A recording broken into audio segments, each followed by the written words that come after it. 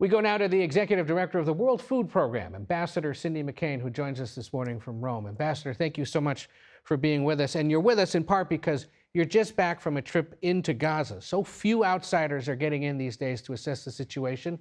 What did you see? Well, first of all, thank you for covering this. I did go into Gaza. I entered through the Kisifim Gate, went to Deir al-Balad, then on to Khan Yunis and out through the Kerem Shalom Gate. I saw a lot of devastation. I saw a lot of hunger. I saw people waiting in long lines for water. What you would expect to see in a situation like that. And there's clear desperation in the hearts and minds of the people there because there just is not enough food. I met with a family of 11 people that had come from the north. They'd walked all the way down. And what I saw, they had pictures that they brought with their belongings. And I saw the kind of the before and after pictures, and I didn't even recognize these people. They have the weight loss, the malnutrition, the stress, and everything the toll that it's taken on their family.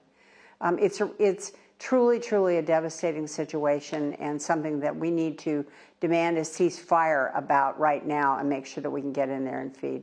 And yet Israel has declared Gaza City a combat zone and is ending humanitarian pauses and ramping up airstrikes around the city. Gaza, of course, is one of the areas where a global monitor has confirmed famine. You talk about the hunger you saw in and around that region. What will a more aggressive military offensive in that area mean for Gaza City? Well, it's going to limit the amount of food that they have access to. Of course, the danger alone is a whole other part of that, as you know. And it does not make it easy for humanitarian aid workers to get in there as well, to make sure that we can do our job. The one thing that I've been saying all along about situations like Gaza City and others is that humanitarian aid workers are not targets. They're not targets, and this has to end.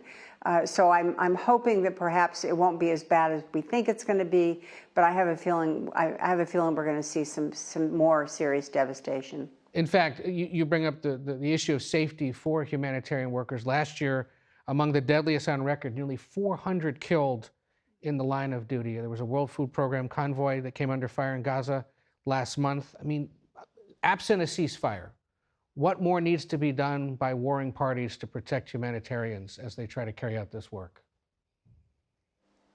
Well, these people are desperate. In terms of the ones that are on the ground, rushing the trucks, et cetera, what we need is full, unfettered access at scale to be able to get in and feed in a way where the panic subsides.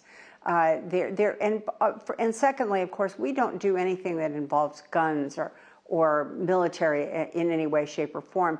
And that's on purpose. That's who we are. That's our mandate. And so obviously, a ceasefire, as I said before, being able to get in at scale, unfettered, and in a safe manner, and continuously get in and get into the furthest sites where we can't get food into the most vulnerable people that are at risk right now. As part of your trip to the region, you also met with the Israeli Prime Minister Benjamin Netanyahu.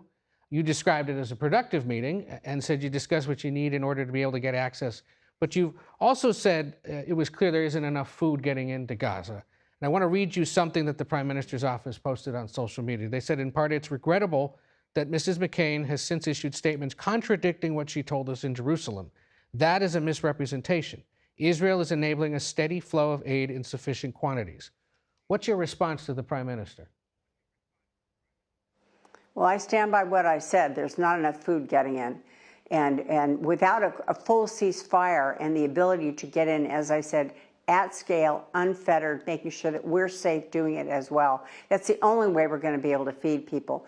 We have, in recent weeks, been able to get a little more food in. So that's an accurate statement. But it's not enough. It simply isn't enough to be able to do the job and stop malnutrition, starvation, and all the things that have occurred as a result of it. So when the... Also, let me say this.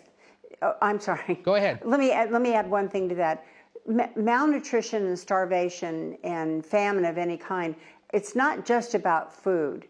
It's about water, it's about medicine, it's about the ability to treat the entire body of a person who is undernourished or malnourished in that way. So it involves more than just the food trucks, although that's very important, but it also involves things, special feeding for children, as well as medicine and water that need to all get in. Let me shift you to another part of the world, because it is the World Food Program after all. And Sudan is the other part of the world that is in the midst of famine. Earlier this month, one of your convoys was attacked while delivering aid in that country as well. What challenges are you facing there trying to get food to the people who need it in Sudan? Well, the incident that you just described, of course, the attacking the convoys, right now we're in what we call the lean season, and so there's a lot of rain happening. It makes it even more difficult to get heavy trucks across to where the food needs to go. And of course, the conflict. Al-Fashir is where the famine exists right now within the Darfur region, but there's famine in other parts of Sudan as well. Again, it's the safe access that we need to have, and like other places, full unfettered access as well, and in a safe manner for our people delivering the food.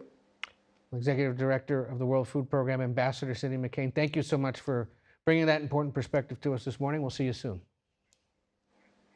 Thank you.